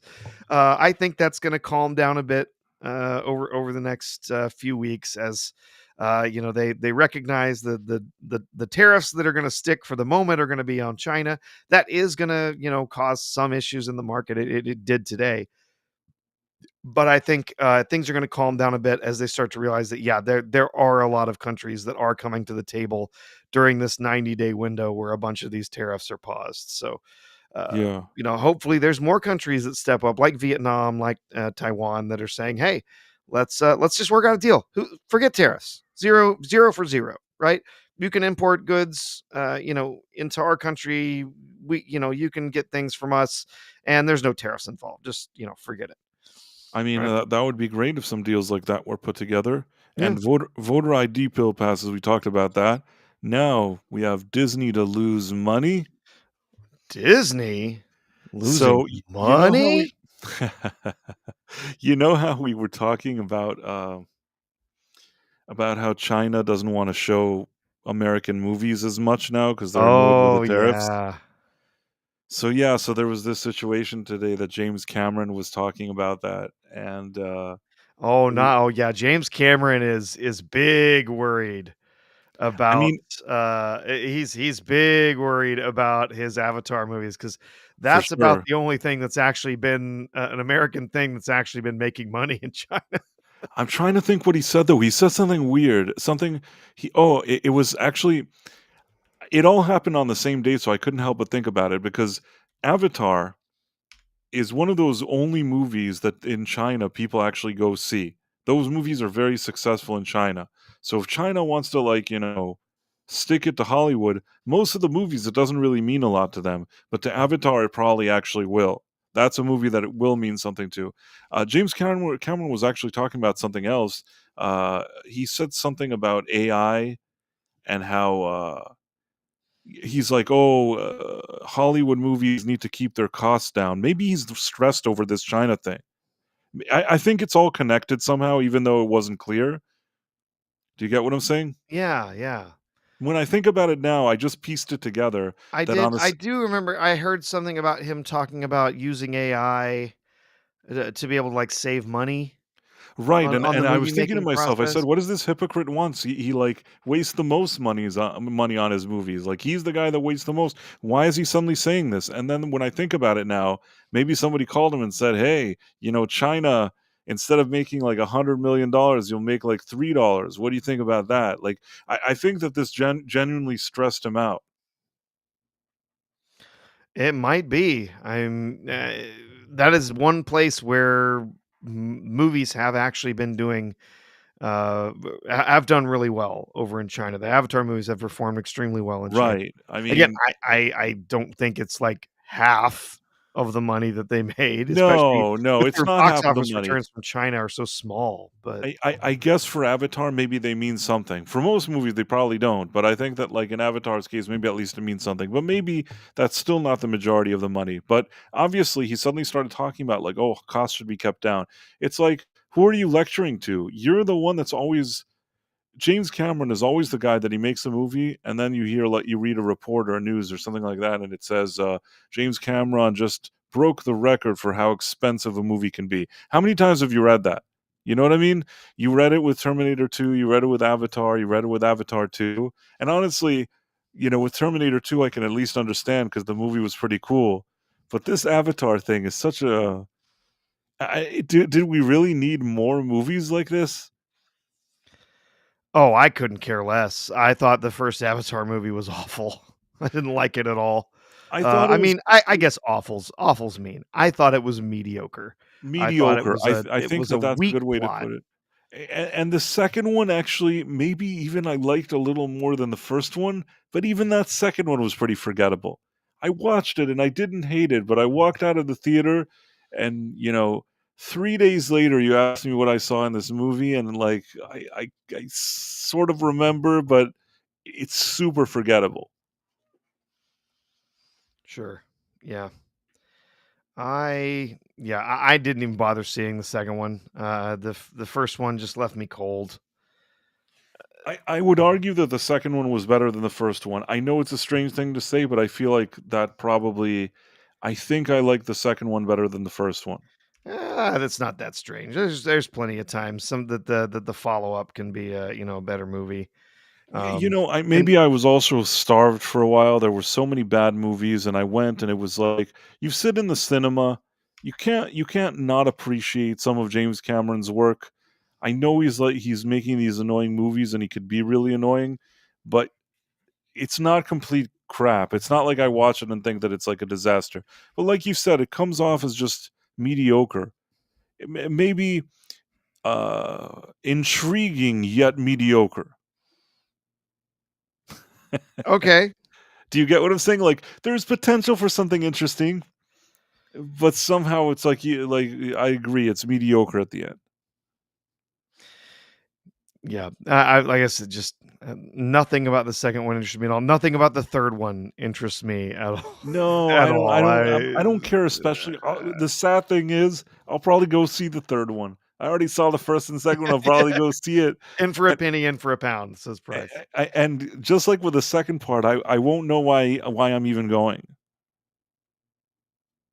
Yep. Like I'll You're go. you're just there because you're you're there. There were several of those Fast and Furious movies, and I never thought that they were actually, in the traditional traditional sense of movie making. I never thought that they were spectacular, but somehow there's a silly fun about them that I enjoyed actually sitting in the theater watching some of these movies. I knew they were ridiculous while I was watching them. So I found a little story about this, it's from Okay. a site called Money Control, I don't know, but, it says, Cameron, sparked some online debate after he expressed his desire to use AI in filmmaking after having, posed it. He claimed that he just wanted to use AI to cut costs without laying off half the staff. So apparently he was on, the Boz to the Future podcast. Have you even heard of this podcast? I don't even know what that is. He's I was talking about Stability AI. He was on the board of directors. Shifted his view on AI and said the goal was to understand the space, to understand what's on the minds of developers, If we want to continue to see the kinds of movies that I've always loved and that I like to make and that I will go to see, he mentions Dune and Dune Part Two, or one of my films, or big effects heavy, CG heavy films. We got to figure out how to cut the cost in half. I can tell you how to cut the cost in half. Maybe stop making these Use 5-hour less, movies. use less CGI. Right. I mean, he's James Cameron. His best movie, in my opinion, to this day, is probably, in my opinion at least, Terminator 1. That's the one that he had $5 for. That's his Yeah, best movie. yeah. And the practical effects in that are stellar. That Stellar. that you know the Terminator machine walking around, it looks terrifying. There's never a moment where you're thinking, "Oh, that looks corny," right? No, it's fantastic. And the problem with these CG heavy films a lot of the time now is that instead of being creative and finding ways to create really good films that use CGI for the places where it's needed to create something otherworldly, to create something that's not possible realistically. Instead of doing that, we now have all of these filmmakers that just say, "Ah, we'll get it in post." You know, well, the the prequel version of filmmaking that we got from George Lucas, where we're gonna have two actors in a green room swinging around sticks and looking at tennis balls, and then we're gonna make up the rest of the movie afterwards with a whole hell of a lot of CGI, and it's terrible. It sucks. It doesn't feel real. It doesn't feel like it has weight. And most of the time, especially with less skilled creators, it looks awful. Especially now that they're creating all these movies that absolutely demand thousands of hours of work that go into the CGI, and then they don't actually know how they plan to use the CGI. They just decide, well, the effects guys will get it afterwards, right? I don't And need so much CGI. I just don't need it. It's like, do a movie that's interesting. You don't need like 7 million CGI shots to make your movie good. It's so annoying that this is what they're all relying on. No, yeah, it's absurd. And the thing is, there's so many. There are ways to do special effects using CGI really well. Again, I come back to The Creator. I didn't love that movie. It I was just okay, but the visual, what he managed to do with his budget with the visuals was impressive. It was very impressive. It looked fantastic. There were only a handful of scenes where I went, maybe that's a little much. Most of it looked great. And while the plot of the film didn't work all that well and the acting wasn't stellar, the effects did look fantastic. And but then for Amazing. every one of those films that we get five more MCU slop fests where we just get smears of garbage all over the screen, like Quantumania or Captain America 4, where it's just like a whole bunch of half done CGI and it's a mess because again, the creators of that film did not have a plan for how the CGI would be used. They didn't plan the shots for the CGI to be inserted. They didn't think about which scenes the CGI would be needed in or how it would be used. They just shot a movie and then said, "Well, we'll use CGI to fix this and that and then whatever and we'll do this and oh, add a little guy in the back who's walking through or whatever." Wait, we're gonna do his whole uniform is gonna be CGI, right? When he's not actually gonna be wearing clothes, he's gonna be wearing a green bodysuit, and then we'll add the uniform afterwards, right? CGI, it's ridiculous, just ridiculous. I recently watched Starship Troopers, and that's a movie that, I think that it does have a lot of practical sets. It does. Some of it is effects and all that, and some of it is even what you would consider an early form of CGI. But I'm just saying that that movie still has a lot going on in it that feels real. If you understand what I'm saying. No, yeah, I know what you mean. Yeah. I It prefer sets. I prefer sets and make it like more just people can tell the difference. I know that we're getting to that phase with AI and with graphics and whatever you want, but I don't know how to explain it to you. In 2025, most people know when they're looking at something bogus. Oh, absolutely. When you're seeing it, you can feel the weight of like real special effects. You can feel the physics make sense, right?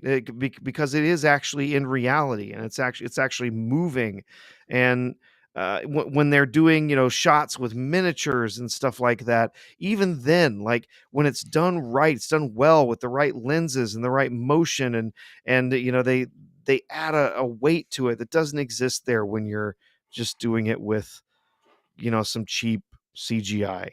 It just does not work as well. Yeah. For sure. And yeah, I don't know what's going on with James Cameron. Elizabeth Quinn says, even as a girl, I love Terminator.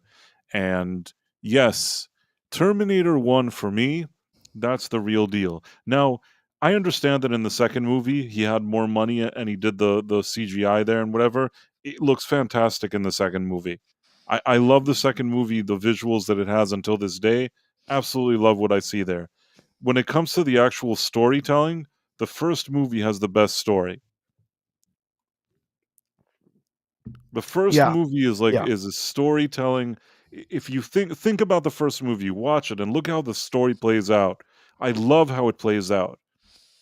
He arrives, you don't know what he wants. Like there's this mystery. This other guy arrives. The thing with the Sarahs in the like with the phone book and how he's going one by one. Man, that like that's just I don't know why it's so cool, but I love every aspect, I don't know, I just the movie works. It sure does. Yeah. No, it's an excellent film. More than the second. Think about the first one and the second Yeah. one. Be honest, which is the better story out forget about the effects on the Liquid Man. I like the Liquid Man and the effects. Which is the better story? Oh, well, I've always preferred Terminator. I like Terminator 2. It's a good movie. It was well done, and it was a good follow-up to the first film, It was a but it's Mission not as good as Impossible. Terminator. It was Mission Impossible, meaning Yeah, after the okay. first Terminator, it really didn't need a sequel. It was a great standalone movie. It needed nothing. He insisted on making a second one. I give him credit that under those circumstances, he created something fantastic. Really like that second movie. It's just the story doesn't connect with me like the first one's story. Yeah. It really was a well-told, picture all the way from the start to the end. The way they wrap up, the end of that film, perfect, Man, right? And so, yeah, it did not need a sequel. For the sequel that they made, it was enjoyable, yes. and I like as a movie, I enjoyed it, but yeah, the first one is definitely the better For of a them. sequel that wasn't needed, it's probably the best sequel ever made that wasn't needed. You know what I mean? If Yeah, you look at all the sequels of movies that you're like, "It doesn't need yeah. really a sequel here." Okay, maybe The Godfather, that's a better one, but most of the time, the sequel, you know, is significantly less than the first one. Yeah, Aliens is a really enjoyable film. Ri and It's again, a decidedly different movie than the first one. I So love that I it's also different. appreciate that they're two very different films. Cameron used to have during that time. I don't think he is now, but I think that during that time in his career, he was the specialist for making great sequels for movies that don't need sequels. He was the best. He's like the world Olympic champion of doing that. Yeah. Oh, I really did respect and enjoy Cameron's work for a long time. I will admit to even on some level enjoying Titanic, even though he basically just ripped off A Night to Uh, Remember. But it wasn't like an awful film. It had its redeeming qualities, but that was about it. After that, it's like I don't care anything that Cameron makes anymore. and I'm one who loved Abyss. I really enjoyed that film, especially once they released later. It was in 99, 98, 99 that he finally released his original cut of the film. the special edition of the film, which I think works so much better. I'm not sure Really which one I enjoyable movie. saw. I've only seen The Abyss once, and I don't it's such a vague memory for me. I remember something about it, but I wish I remembered more. Yeah. And, Do you remember a 50-foot tidal wave? uh, no, I don't think so. I there Okay. was Well, this then you probably saw the theatrical th cut. there That was was the like a more common. liquidy creature Yeah. speaking. Yes. Yes. Yeah. So in the original cut that he had, basically the aliens threaten to destroy the whole planet, and it's not in the sort of implied way that it is in the original theatrical cut. There's actually a gigantic there it's because they're able to control water off the coast of California. There is an enormous 50-foot tall wave threatening to just crush, the city while they're looking through all the awful thing. They showed the footage where Ed Harris is with them, and the aliens are kind of showing him all the awful things that humanity has done, through video footage and stuff. There's a more extended version of that where they are actually threatening basically to destroy humanity, and yeah, I think it works really well in the way that it's done in the Well, I extended. have to watch this other Yeah, version because I feel like that I certainly didn't see the version you're describing. yeah, yeah. And the original, I like the theatrical. It's fine, but I thought that the extended version that they released later, and then they released a 4K of it a little while back, but it also had some of the problems that some of James Cameron's other 4K He doesn't releases do good had. 4K. I know people are Where complaining all the he time. instead of taking real, original footage here, he's got a whole bunch of upscaled CGI or, AI upscale garbage, and it looks awful. It's not as bad as Aliens, it's not as bad as True Lies, I at least I've heard, but yeah, there's still a little bit of that in there, so ugh. Anyhow, Empress and M prefers the first Terminator, and let's see. Panda Colima says, "No fate but what we make for ourselves." I understood that reference. Mhm. No fate but what we make for ourselves. Cameron was amazing in his day. Yes, he was. I mean, I can't take away from Cameron that he really did some great things. It's not that I don't like his stuff. It's just for me, I feel like Titanic was the end of his career. I know, people like it, Just the got boat so and full of himself after that, right? it, even the whole project of it itself reeked of like, let me try to make some money off like, the a very mainstream kind of middle of the road type of thing. Uh the guy that brought us the Terminator, like you think of the first hit, even the second one, and then you think of that movie and it's really just so different.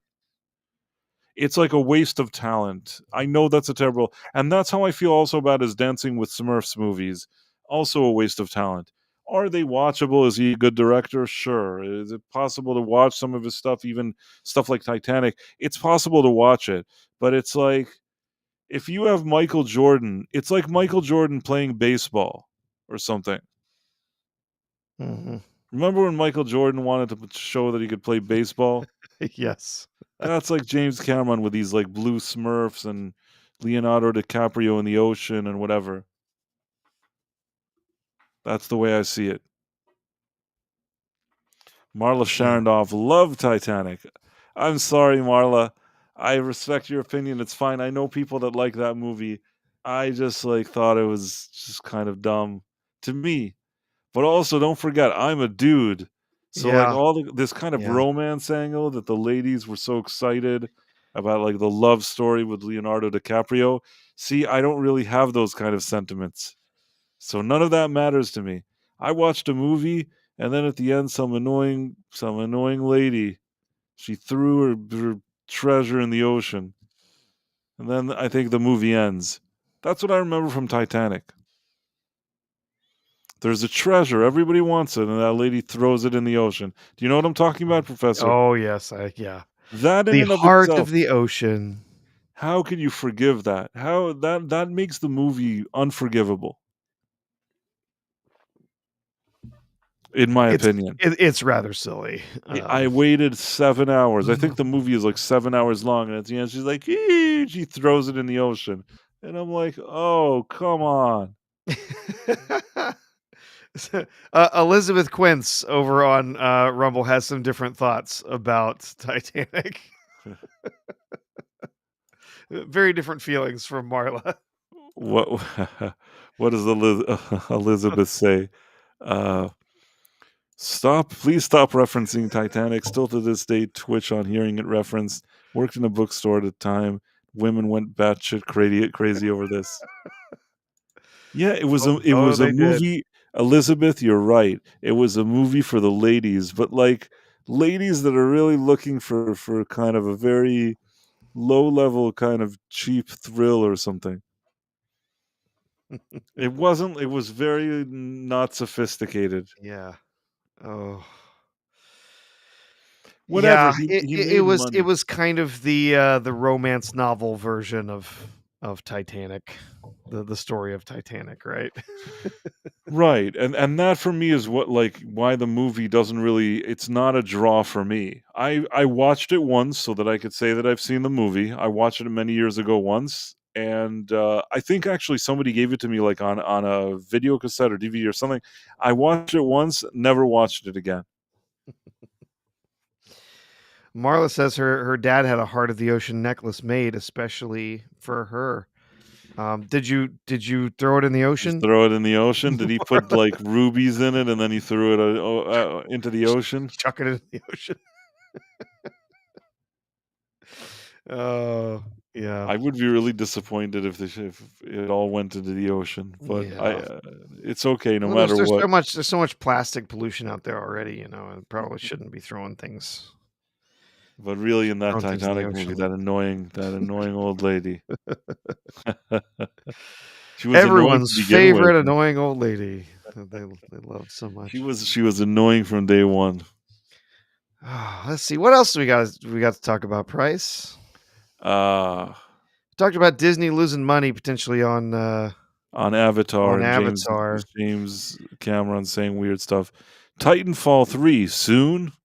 That one's for Uh, you. yeah, maybe, I don't know, I haven't really heard much about it. Wasn't there something there's like a rumor today that they're making Yeah, this there's game? some rumors that maybe, potentially it's closer than people had thought.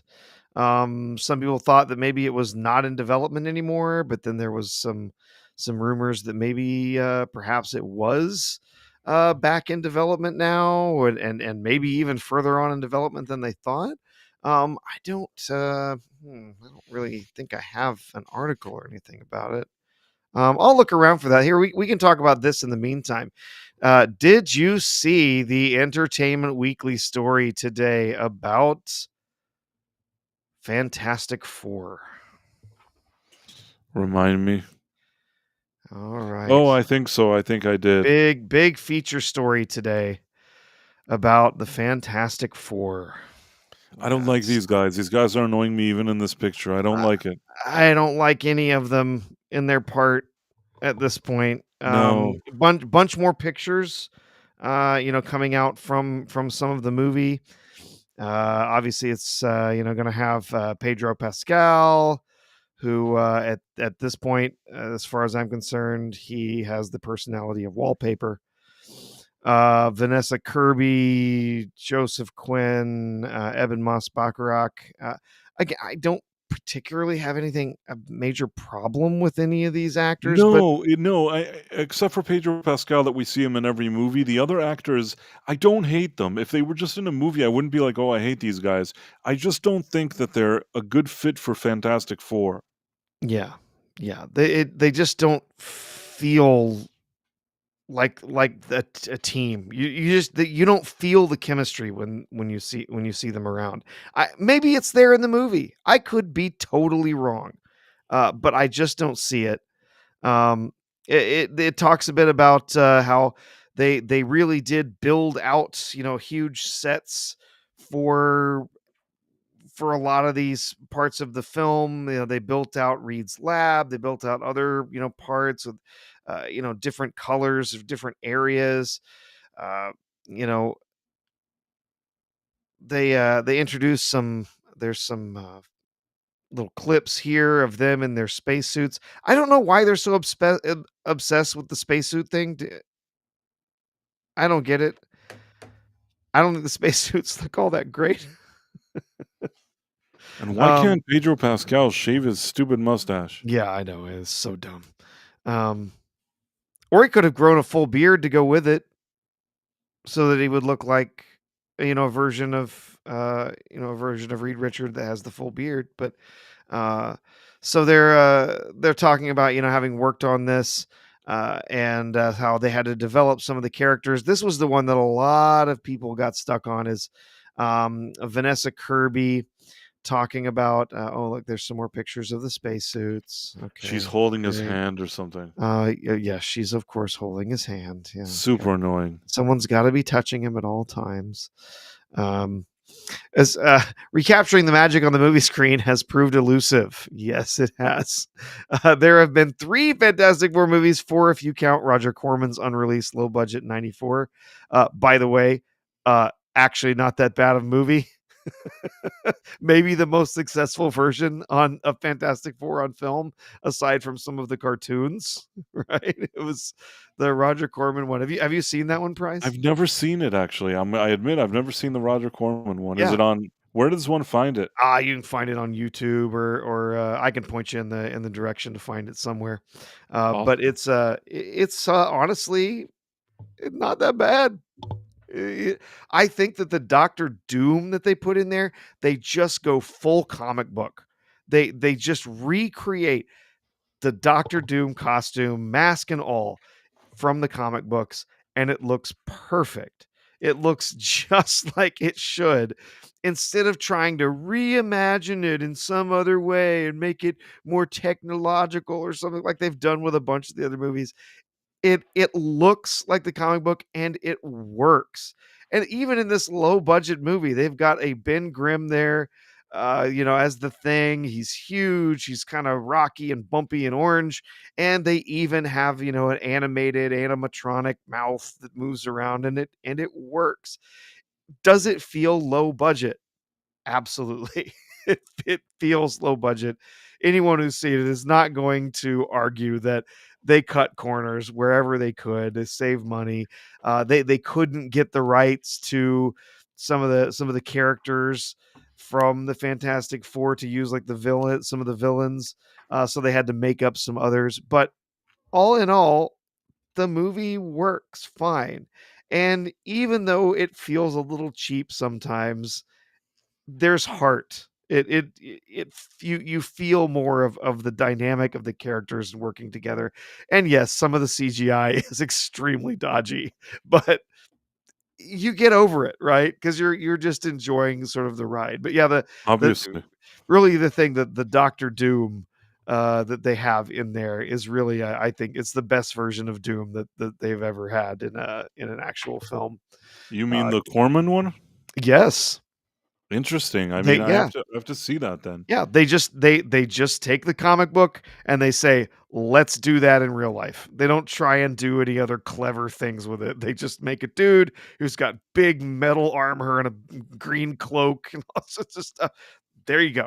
There he is, and it looks fine, and it works. So yeah, it's I have to see the Roger Corman. I don't know how yeah, I've never seen it. I'm yeah, ashamed that I haven't. I have to see it. yeah. You'll have to definitely see it before you see this new one.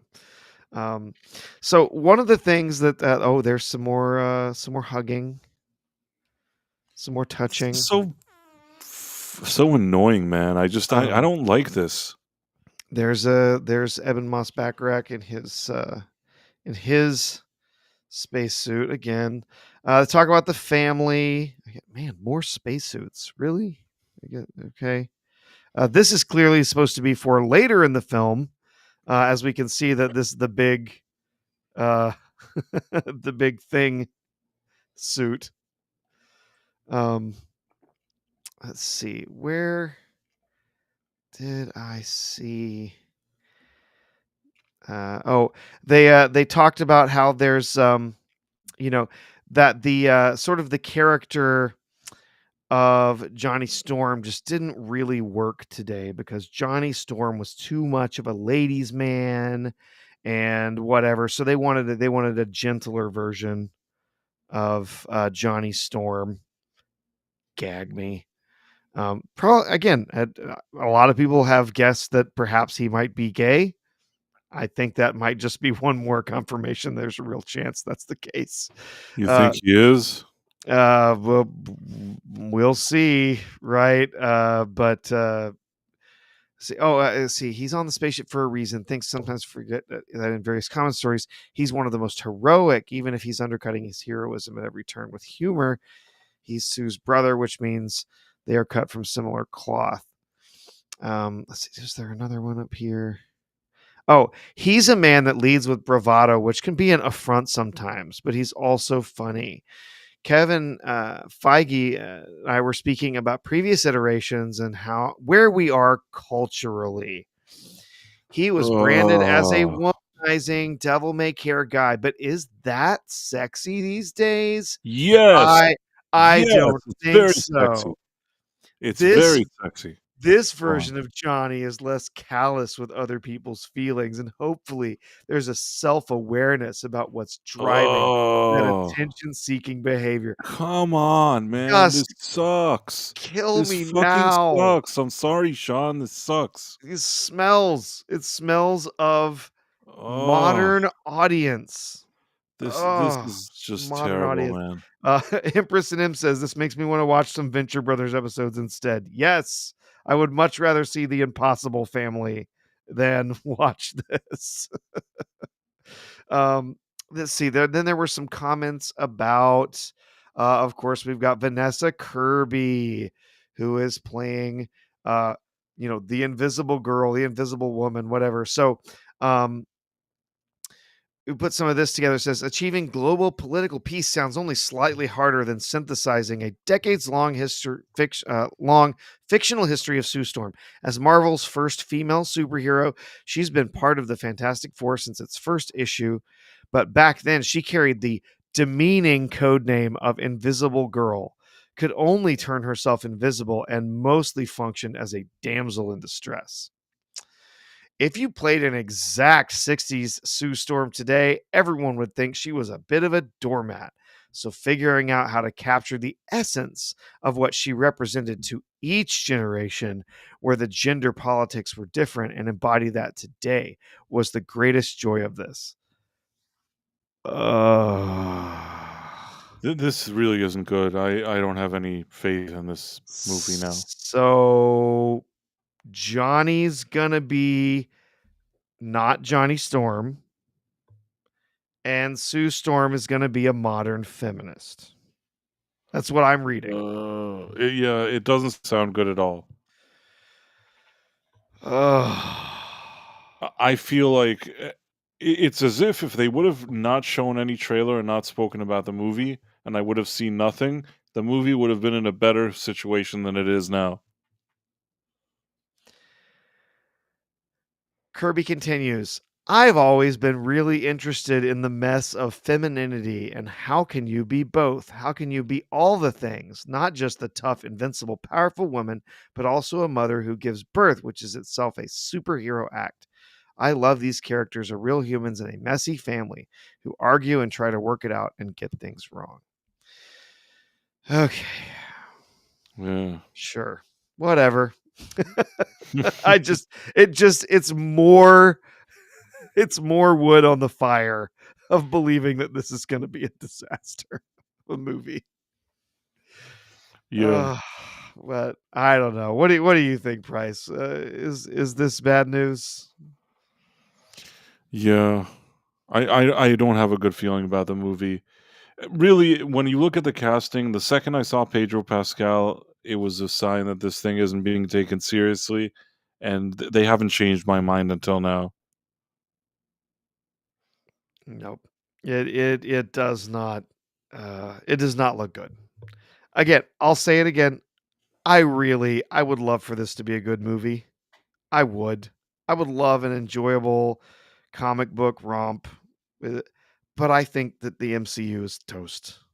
I really do. I think it's got nothing left in the gas tank, and I think everyone is gonna see that when it comes to Doomsday, right?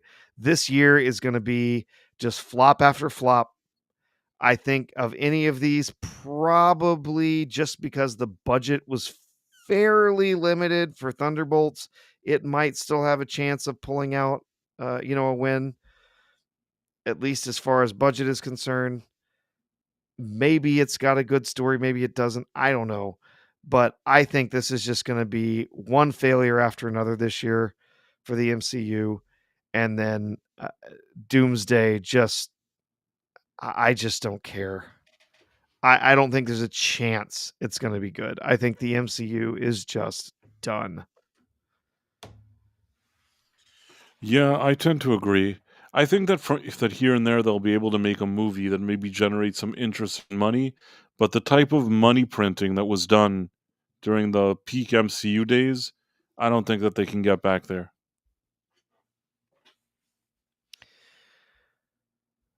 Hmm. Oh, they're just okay. No. What I happened? thought I was I saw a little headline and I thought they were saying that there was a new Fantastic Four First Steps trailer, but that does not appear to be the case. Um, It's fine. We're not really missing out here. The regular yeah. trailer is bad enough. Well, it said something about showing off the new version of the Silver Surfette, but it was talking about the footage from the CinemaCon last week, and that has not been released publicly yet. So, I just am I gonna go see it? Price? I'm probably gonna go see it, aren't I? Yeah, probably. Probably gonna go see it so that we can come over here and we can talk about it, rip it to shreds together. I guess it's worth the price of admission Listen, for that, right? two things. I'm gonna go see it and we're gonna talk about it. But the truth is, sometimes movies prove me wrong. If I sit there and it's the best movie ever, I would hope that would be the case. I just don't think it will be. But I don't want to just start off with a feeling that it won't be good, even though it likely won't be good. Did you hear that Captain America: Brave New World is going to be on Blu-ray and digital next week? It lost so much money. I don't think I don't Yeah, think that it's that's going to help anybody are much. already hitting digital and physical media next week. So yeah, that's. I mean, I'm surprised it didn't get there sooner, honestly, but it's already lost so much money. I'm still betting that we're seeing uh, Snow White hit Disney Plus by the end of May, but we'll wait and see on that one. Yeah, Let's see what else we got to talk about. there was that We got video anything game. else? Something. Or There's some oh video yeah, game. yeah, the video game, the Titanfall 3. Let me see here. Um, You're our resident expert yeah. video Well, game. Titanfall is not a series I've ever really played. So, um, interesting. So, I when I type in Titanfall rumors, I get the stories from 2 days ago that say, "Don't believe the Titanfall 3 rumors." um, report recently emerged claiming that they would had new details on Titanfall 3. Reporter Jeff Grubb of GameSpot, sister site Giant Bomb, said on game breaking news today that people might want to temper those expectations for a new Titanfall game. We've known for some time there is a Skunkworks team inside Titanfall Studio Respawn now working on a new project, and it's true this team is tinkering with gameplay elements involving Titans. However, such a project that could theoretically emerge from these Skunkworks would be years away. There's also a possibility that whatever is being made by the team would not make it to release. So that's interesting. Respawn has some really solid developers. I have heard a lot of people that really do like Titanfall. Um, it's not one that I've played. It's kind of a first person shooter kind of thing. Um, at least I thought it was. But that's just not really a genre that I really play in much. Um, I'm trying to remember some of the other stuff that Respawn has done. That's what I was thinking of. Is that I was like, I know there's something else that I've definitely played at Respawn's. It was the Jedi Fallen Order series, which I've greatly enjoyed. Those are just fantastic games. I'm really looking forward to them bringing on a third in that trilogy of games. I think it looks really really good. Um, the Jedi Survivor games have been some of or Fallen Order Survivor. They've been some of the only bright spots in Star Wars in the past, you know, decade, with all of the Disney slop that's come out. But no, I have not had the opportunity to play any of the Titanfall games. Although I think the second one did come out on PlayStation. I don't have an Xbox. I have no interest in owning an Xbox. I once last time I owned a Microsoft console was the Xbox 360, and I went through a living hell with their support people trying to get them to fix a console that they broke with their update. And I have no desire to ever do business with them again. So I have not had another Xbox of any flavor since then. So the first one I think was an Xbox exclusive or something. But no, I have, gosh, the first one is nearly 10 years old at this point, I think. But no, I've never played the Titanfall games. But it sounds like maybe some of those rumors might have been a little overheated as far as getting a Titanfall 3 up in the near future. So I don't know. We'll have to wait and see on that one. Like I said, I really want to see more Star Wars stuff from Respawn. I had heard there was another game that they were planning to make that was in the Star Wars series that they have not, or that was canceled. I guess they Respawn was working on some kind of like a first person shooter Star Wars title that ended up being canceled, but they are supposedly working on the follow up, the third in the Jedi Fallen Order trilogy. So definitely looking forward to that. Have you played any of those, Price? Oh, no Price. So let me see if I can look at something else here. Um, let's see. Any red rings of death, Empress? Absolutely. That was that was that was what finally ended my journey with the Xbox 360. Yeah, no, I ran an update. I had an Xbox that was only Xbox 360 that was only a few months old, and I ran an update on that Xbox, and it bricked my console. Red Ring of Death. It didn't happen because it was overheating. Didn't happen because of mistreatment or anything like that. It's practically brand new, and they put out an update, and it bricked my console. And I had to jump through so many hoops to get them to finally agree to replace my Xbox 360. And after they finally went through everything, I made them ship me a box. They were going to make me pay for shipping both ways. I finally made them ship me a coffin to ship it back to them in, and they agreed to replace it under warranty. And then I got back.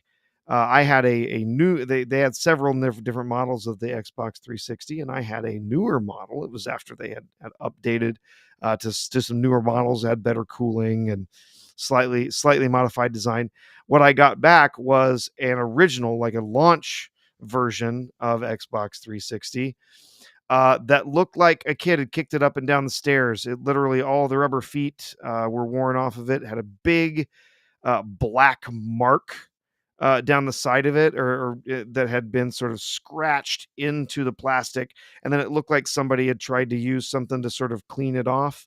It was it was in terrible shape. And so I called them back just livid that what they had shipped me was this, looked like a damaged Xbox, right? I was furious. And then it turned out that what after I actually hooked it up to see if it even worked properly, the disk drive was broken. So they had shipped me a broken Xbox to replace my warranty. Not only was it in terrible shape, but it was So you broken. got like a refurbished, Yeah, I got a refurbished and oh, poorly refurbished at that. Like I said, poorly refurbished. the disk drive that was in that was broken. Wait a So second. yes, We have a super Rumble we do rant have, from yeah, Rumble Kivo, Rant from Kivo. 1961. Greetings from Tokyo. Greetings, man. Thank you. Thank Hey, you so much. Kivo. Hey there. Really appreciate that. It's a $1 Rumble Yeah. rant. Kivo's gotta save some money. He needs to pick up his, Japanese only cheaper version of the, Nintendo Switch 2 when it comes out over there. Now you can continue. I just Yeah. wanted to acknowledge Kivo No, 1961. that's fine. Yeah. Um, so yeah, and, Elizabeth Quinn says hello from South Korea too. So, wow, we got viewers all over the place. Wow. We're Fantastic. we're Um hanging out with all the cool people. But yeah, I went through an absolutely miserable experience with Microsoft and trying to get that Xbox replaced under warranty. It was absurd. The funniest part of the whole story is that at the exact same time that I was dealing with Microsoft trying to get that replaced under warranty because they broke my freaking Xbox with their update, and then they shipped me a refurbished one that was also broken. Uh, it was a miserable experience. At the exact same time, I bought a new MacBook when I had started back to school, and the MacBook when I got it, one of the USB ports was damaged. Something had happened in manufacturing, like it had gotten snagged or something, and it bent up one of the USB ports. And so I called Apple and said, "Hey, this is something's messed up. This USB port's damaged." And they said, "Oh, hold on a minute." And they handed me off to a guy who gave me his name and his phone number and said they were going to capture my MacBook for for product support so that they could look at it and see, what might have happened, and offered to ship me a new version of my customized MacBook overnight, and also sent me a box to send them that MacBook back to them for free, which arrived the next day. And they sent me a free shoulder bag. All the Apple like goes over the top with amazing support while I'm dealing with Microsoft is dragging their feet over months about the broken Xbox. And the funniest thing was I did end up having a problem with them shipping me the the new MacBook. They had when they had put the shipping bill together, they had not gotten my apartment number on there, and so they couldn't be delivered. And so I had to go through some hoops to be able to go pick it up at the local FedEx place. But I was talking to the guy, to the support guy that I had gotten the phone number for to work out how, make sure they had my name and that I could go pick it up and everything like that. And while we were waiting on some stuff to process, we were just chatting, and I told him about the whole thing happening with the Xbox 360, and he just burst out laughing. And then I was like, "What's going on?" He's like, "I'm real sorry. I'm real sorry." And then he told me that before he had started this product support job with Apple, he had worked for Microsoft in Xbox 360 support. He had worked with the same people that I was dealing with at Microsoft. And he's like, "I know exactly what you're talking about. I know exactly what you mean." He's like, "That's their policy. They want to make it impossible for you. They want to make you jump through so many hoops. They want to drag you through the mud. They do not care the slightest bit about their customers." That's like, holy hell. Absolutely. Wow, it's just hilarious that I ended up that's the guy that I got to deal with with my Apple return at the exact same time I was dealing with Microsoft. So yeah, it was no interest in ever owning a Microsoft console again. But there's my side story for today. So Nice. oh well, do we have anything else, Price, or is it about time for us to start saying good Yeah, nights, let's say everybody? our What else? goodbyes to What people. else? I feel What like do we have? also see if you had comments that were interesting that maybe we missed. Yep. Oh, dang it. Oh, having a issue with the YouTube chat, not cooperating here. Hold on. Why is it doing that? Okay. What are you Let's looking see. for? Oh no, I was What's having the trouble like problem? what's the problem? What's the No, I was having problem? trouble with the YouTube chat wasn't scrolling. It was like stuck. I had to Oh, like reload my window sometimes here. it gets stuck, doesn't it? Sometimes. At least we That haven't didn't been sound too good. at least we haven't been kicked off of haven't been kicked off of our platform yet. Yeah, not yet. Um Which reminds me, if you're on Rumble watching through the app, make sure to yeah. sign up for Rumble. Then you can follow us. Just throwing that out there. Yeah, and give us a like. Just as I joke about us being kicked off, there goes Price, right? Oh, just then Price gets bumped, and isn't that the way it works, right? So yeah, if you're watching on YouTube, watching on Rumble, give us a like, give us a thumbs up. We do definitely appreciate it. And if you're not, follow or subscribe to the channel as well. So yeah, just as I joke, Price, you get booted. Oh no, and he's gone again. All right, let's try and get some of these names here. Uh,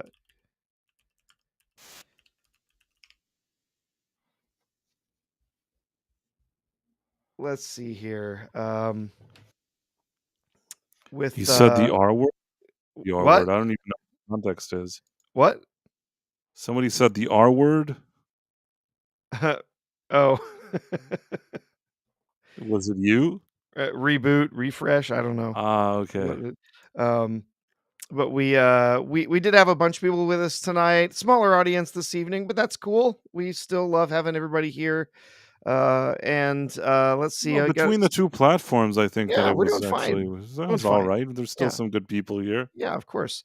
Let's see. We had over on Rumble, a bunch of our regulars showed up tonight. Of course, Kivo 1961, who's here and giving us greetings from Tokyo, gave us a $1 super chat.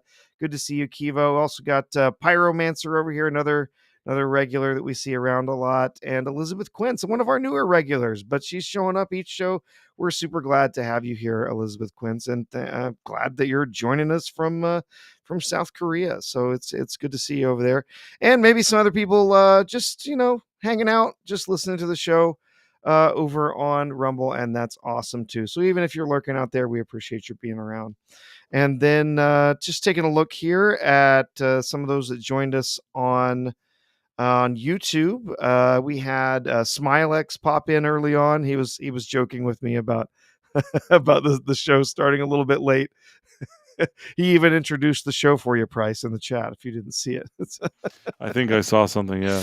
And Mur Rockstro, Caleb Levine, Jonathan Conroy, The Dead Man, Marks 47, DJ Play Nice, Robnut Scubla, Tim Hayes, Kelly Hans, Cosgrove, Ryzen, Stephen Mack, Argentum, The Lovely Sherry, Empress NM, Marla Sharondoff, Ace Hanlon. This one's a mouthful, Price. The artist formerly known as John Kukask, JDLLM. All right. Panda Colima, Inverse Opinion, Super Mario Brothers 3. Our wonderful mod Adam Gray has been here tonight. Rob Altus and Six. I think I got just about everybody. Did we miss anyone, Bryce? No, I think we covered everybody. Yeah. And I want to thank everybody for joining us today and thank my co host, Professor R2. Uh, yeah, I think that definitely a lot of stuff going on. We went over it. We love hanging out with you guys. Always great. And Yeah. Oh, and Elizabeth Quint says we've become her afternoon, Wednesday, and Friday afternoon listen. So he says, love the vibe here. So that's awesome. We're glad to have you, we are and I very, hope very excited. we keep up the chill hangout vibe. I enjoy it. Yeah, we do a chill hangout kind of place here. Hopefully people like it. And when I read comments like Elizabeth Quince, it's really kind of this is the reason we do it. We love connecting with people like that. So it's Absolutely. really great. And thanks to everybody else that was commenting here. And yeah, I Uh, guess if oh, you Stephen don't, Max says the R word was we said rumble. no, we Yeah, say that freely that's here. that Rumble's the on some monetized channels that's considered a dirty word that might get you demonetized. maybe, but you But know what? I think that Rumble is, I like the platform, and I don't want to pretend that I'm not on this platform because I like Rumble very much. mhm. So, And even on YouTube, we've got the little Rumble Studio logo stuck up there in the corner. So right, I don't think of avoiding the word right. is There's no gonna real way to matter avoid too it, and much to I'm proud YouTube. of that. I'm proud of that. This is the when it comes to the Night Owl, this is the home base. Yep. So, I have no problem that Rumble is sort of very central to our stream. Yep. Yeah, Yeah, that's what I that's think. where it is. And Marla Sharendorf says, "We love your chats." Well, we love having you here with us, Marla, and it's always good to see you. So, yeah, Absolutely. thanks everybody. Really enjoyed our time together tonight. It's good to speak with you again this evening, Price, and we will definitely be back again on Tuesday next week at our usual time for the Night Owl. 11:45 p.m. Eastern for those that are wondering. Although I know people are watching in different time zones, which we appreciate, but yeah, it's make sure you know what time zone you're in and when the show is on, which is 11:45 p.m. Eastern. And again, thank you to the professor, thank you to the chat, and I'll guess we Yep. will see you guys next time, which is Tuesday at 11:45 p.m. All right. Take All care. right, bye.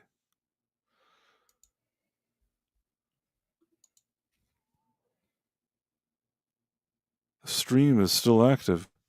It wouldn't allow me to end it. It doesn't allow me to end the stream. Have you ever seen anything like it?